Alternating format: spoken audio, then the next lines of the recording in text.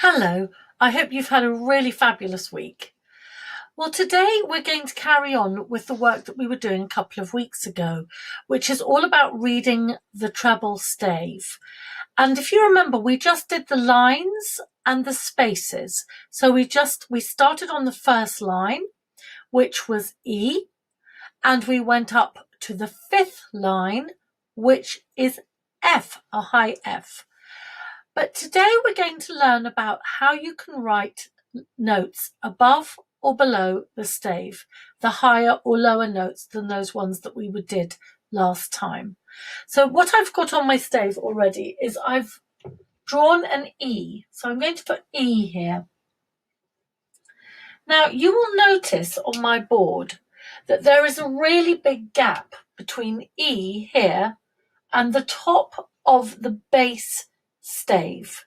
The base stave we show with this shape here and two dots. It looks a little bit, reminds me a bit of a cartooneer, but I'm going to show you why we have such a big space, because you might think there must be loads of letters in between here and here, but actually there aren't. The reason we have big space is because we might be drawing notes with tails going down like that. We might have notes going even lower than the stave like this. And then we might have notes here with sticks up. And you can see how it would all get very jumbly if the lines and the spaces from the treble stave to the bass stave were really close together. So how many notes are there in between the bottom of the treble stave and the top of the bass stave? Well, let's have a look. I'm just going to rub out this now.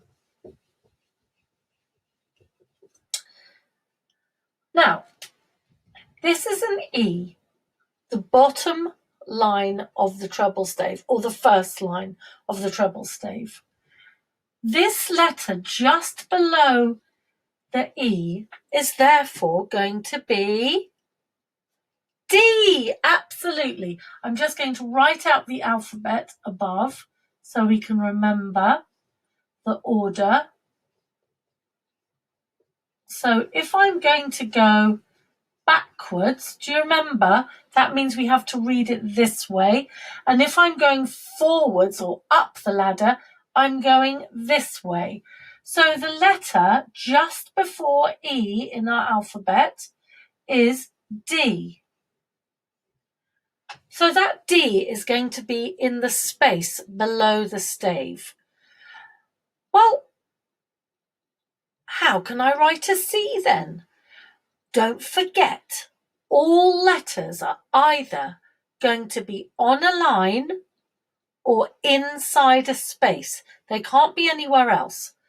So if this is inside a space, then C must be on a line, mustn't it? Because it's got to be. Look, here's a line, space, but we haven't got another line. What are we going to do? We're going to draw one in, just like this. But, and this is a really important rule, we only draw a line that's just big enough for the note we're putting in. We do not put a line going all the way across. And the reason we don't do that is because it would then be extremely difficult to read the stave, because you wouldn't ever know which was the first line if there was an extra one drawn in. So don't forget that. We just put a tiny little line, which is called a ledger line, and we put our note on that. So this is C. Now, this particular C has got a very special name, because this particular C is middle C. So you might say, well, why is it called middle C? Well, I'm going to show you. But first we'll just go a little bit lower than C. So what letter comes before C in our musical alphabet and our normal alphabet? B, that's right. So what I have to do is I have to draw a little ledger line, and then I put the B underneath it. Now, the rule in music is I don't draw another little line under that. You just draw as many lines as you need. So you don't do any extra ones, because again, it gets really messy to read it.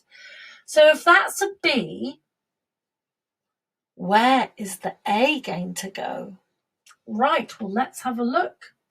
We have to draw a little ledger line below that B, because the B would go in there, wouldn't it? So the A goes here. Now I'm going to stop at A because you'll see why in a minute.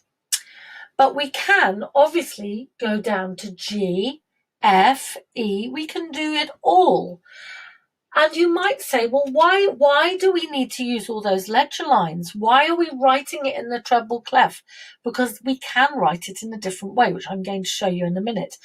The reason is, if the person who is singing, if it's a singing piece of music, is singing in the treble clef, then we have to show the note in relation to the treble clef. But now I'm going to show you that actually we can show these notes on the bass clef as well. You can show any note in any clef. It's just so who is doing it, what instrument is playing it, how difficult is it to read it. There's all these things that are taken into consideration.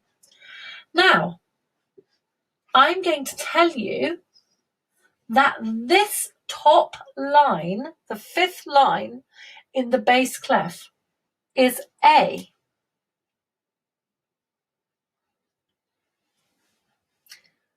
So if that's A, where is B going to go? So let's just write A here. B is going to go on top of the fifth line of the bass stave into that space that's above the fifth line of the bass stave. So that's where B is going to go. Where is C going to go, and how are we going to draw it? Well, it's exactly the same as going under the stave. We just put a ledger line in, like this. And remember, it needs to be the same distance from the lines as the other lines. We can't do it up there. That would look really silly. So we don't do that. That's neat, neat, neat, neat. I'm going to rub that one out because that's not how we do it. So they have to be equally spaced. And so obviously that would be equally spaced. So this one is C. Now this is the magic. This and this is the same note. If we were to play it on the piano, it's exactly the same note. But if you learn the piano, you will know that your left hand, the one with the L in, plays the bass clef, and your right hand plays the treble clef. But you can put both your thumbs on the C on the piano. So they can both play the C. That is middle C, and so is that. That is that B, and that is that A. So that means between the treble stave and the bass stave, all we have is D, C, B, and then A is the top line of the treble, of the bass stave. So that is why it's called middle C, because it's in the middle. Okay, so I need to explain that to you because some people think it's because it's in the middle of the piano, and it's not that reason. It's because it's in the middle of the two staves. So what I shall do is I shall just carry on and show you how we write this D in the bass clef. So we write it like this. We draw a little ledger line, just like we did for the C, and we draw in the space above it. And then if we were going to do the E from the bass clef, we would do it like this. We would do an extra line above where the D would go and put our E there. So there you are. That is E in the treble clef. That is E in the bass clef. Exactly the same sound. This is D in the treble clef. This is D in the bass clef. Exactly the same sound. This is C in the treble clef. This is C in the bass clef. And this is middle C. This is B in the treble clef. This is B at the top of the bass clef. Exactly the same sound. And this is A in the treble clef. And this is A in the bass clef. Exactly the same sound. So it just depends if we're writing it from the point of view of the treble clef or the bass clef, whether we write the A like this, if we're writing it from the point of view of the treble clef, or we write it like this, if we're writing it from the point of view of the bass clef. And middle C is middle C because it's in between the two staves. Very good. Now, I'm just going to rub all this out because we're going to get our recorders out.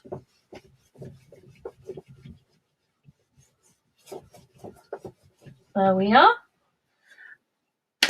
And I would like you, please, to take your recorder book, and I would like you to look, please, at music set 3, which is page 12. The page number is always in this little splodge at the top. And we've been looking at playing a G. And you remember, the G is on the second line. And to play the G, we put Peter Pointer, Toby Tall, and Ruby Ring of our left hand, covering those holes, and our Tommy Thumb at the back. Okay, and our right hand supports the recorder at the bottom so we don't get any clacking on the teeth. Now, what we're going to look at today is we're going to look at rhythm piece 3 at the bottom of the page. And let's start. Now, I'm going to try and hold this very still. Let's start by reading this first pattern. See, these little balls have got numbers in. That's the first pattern. That's the second pattern. That's the third pattern. That's the fourth pattern. Now we've got a crotchet. Now we've got 4/4, 4 beats in the bar. So we've got 1 crotchet beat, another crotchet beat, another crotchet beat, another crotchet beat, adding up to 4. And then in this bar, we've got quavers. And remember that we can join the quavers together at the top. So that's called beaming them together. And so we've got quaver, quaver, quaver, quaver, quaver, quaver, quaver, quaver. And a quaver is a half note. So if you imagine, remember our cookie or our pizza, and we've divided it into 2 equal pieces to share with our friend, and half of is for us and half is for our friend. So these are half beat notes. So they're smaller, aren't they? Because a half a pizza is smaller than a whole pizza. So, but 2 of them together, if we put the 2 halves of the pizza together, they're the same. They take up as much space as a whole pizza. So 2 of those are the same amount of space in the music or time in the music as 1 crotchet. So I'm going to take my recorder now. And I'm going to, just a second, move this so you can see me better. Then stand up so that you can see my fingers. And I'm hoping very much that you can see them there. There we are. That's my left hand. And it's got my thumb at the back. And my Toby Tall, or Peter Pointer, Toby Tall, ruby ring covering the holes, and my right hand is supporting the recorder at the bottom. Now, I am going to keep my eyeballs on my music so I don't make any mistakes. And this is what it sounds like. So that's our G. So it's going to sound like this. First of all, sorry, I'm going to just show you so you can... I can't play it and point because obviously I need my fingers. Oh, this is so difficult to get it in the right position for you to see. Which way do I go? That way. Okay. So it's going to go la, la, la, la, la, la, la, la, la, la, la, la. Now I'm going to put the music down. I'm going to pick up my recorder. Sorry, I wasn't quite on the note there. So let us play it now. So I'm going to do it nice and slowly so you don't have to rush.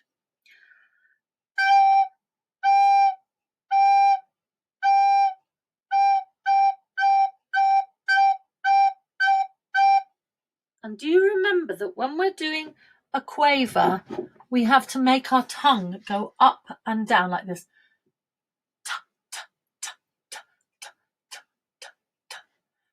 And that makes the sound of the quaver. Okay, now the next one. Next, pattern 2. So let's lift this up again so you can see. Pattern 2 has got crotchet note, quaver note, quaver note, quaver note, quaver note, minim note, which is 2-beat note, minim note, another 2 beats. So shall we have a go at clapping that one? Now remember, when we've got a long note, we keep our hands together like that to show that it's still going on. Because if we open our hands up, that's saying it's a rest. Okay, so I'm going to look at my sheet so I don't make a mistake, but I'm going to clap. So a little pattern 2 now. 1, 2, 3, 4. 1, 2, 3, 4. So my hands were doing the rhythm and my mouth was just counting the beats. Okay, so we've got 4 beats in a bar. 1, 2, 3, 4. 1, 2, 3, 4. 1, 2, 3, 4. Now I'm going to play it for you again. And so see if you can join in as well. So I'll stand up so you can see my fingers.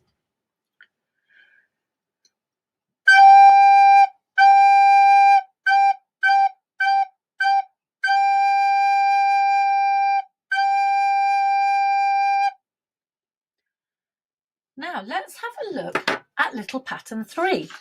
So here is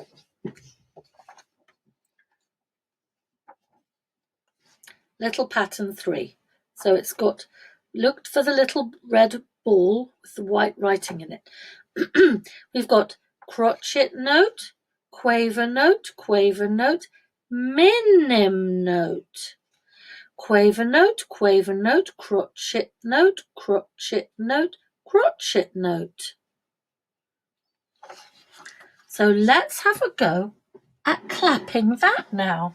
So we've got, I'm going to count it and do the count with my mouth, but I'm going to clap the rhythm with my hands. Okay? 1, 2, 3, 4. 1, 2, 3, 4. 1, 2, 3, 4. I know it's a bit tricky doing those quavers. Shall we do them again? All right. So we've got to make them even in the beats because they're half. Remember, if I was going to share the beats with you and I gave you this much and then kept this much for me, you would say that's not fair. So when we're making the quavers, they have to be even. They have to be half a beat each. Okay, so let me just do that again. So I'm going to count it out loud, the beats with my mouth, and my hands are going to do the rhythm, which is what's written onto the music. So I'm doing little pattern 3 at the bottom of page 12. 1, 2, 3, 4. 1, 2, 3, 4. 1, 2, 3, 4. Now, shall we have a go at playing that? So I'm going to get my recorder. I'm going to stand up again, so I think you can't see my fingers otherwise. 1, 2, 3, 4.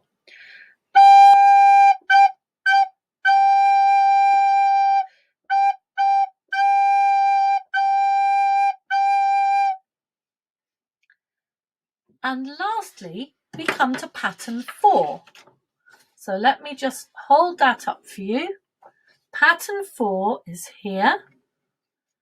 And we've got a crotchet note, a crotchet rest, a crotchet note, a crotchet rest, a crotchet note, quaver note, minim note. Now, we've got to be super duper careful when we're playing these crotchet note, crotchet rest that we stop, because there mustn't be any sound on the crotchet rest. So let me show you how we would clap that. Okay. So first of all, I'm going to do a count so you can hear the 4 beats, and then I'm going to clap it. But remember, my mouth is doing the beats, my hands are doing the rhythm, what's written down on the paper. 1, 2, 3, 4. 1, 2, 3, 4. 1, 2, 3, 4. Did you remember?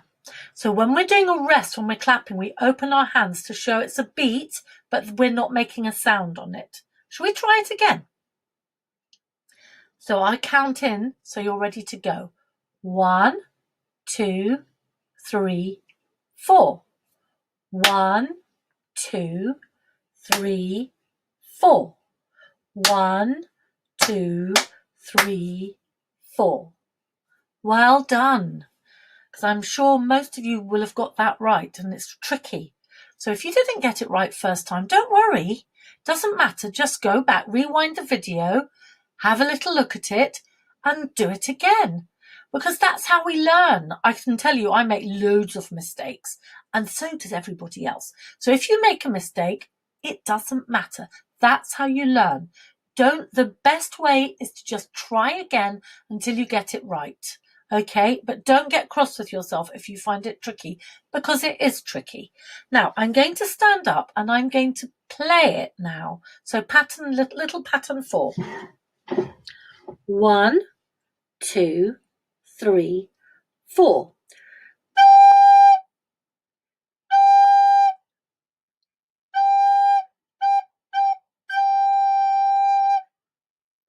Well done. Now you've just got to remember to stop blowing. So you've got to put your tongue, when you're doing the note, crotchet rest, crotchet note, crotchet rest. You have to do it like this.